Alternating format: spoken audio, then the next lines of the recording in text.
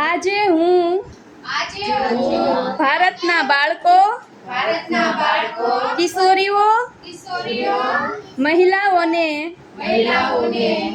કુપોષણ મુક્ત, સ્વચ્છ, સશક્ત કરવા વચન આપું છું.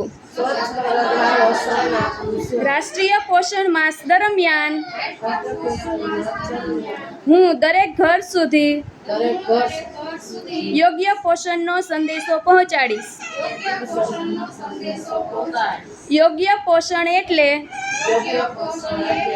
પૌષ્ટિક આહાર, શુદ્ધ પીવાનું પાણી, સાચી ટેવો અને પદ્ધતિઓ.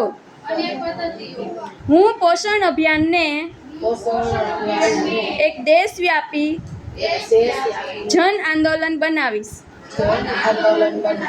દરેક ઘર, દરેક ભાઈ બહેન અને દરેક આંગણવાડી,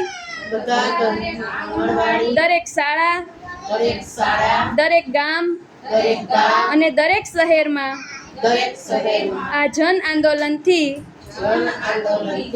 મારા ભારતીય ભાઈ બહેનોને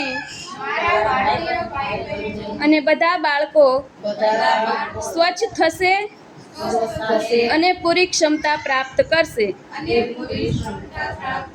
આ મારી પ્રતિજ્ઞા છે.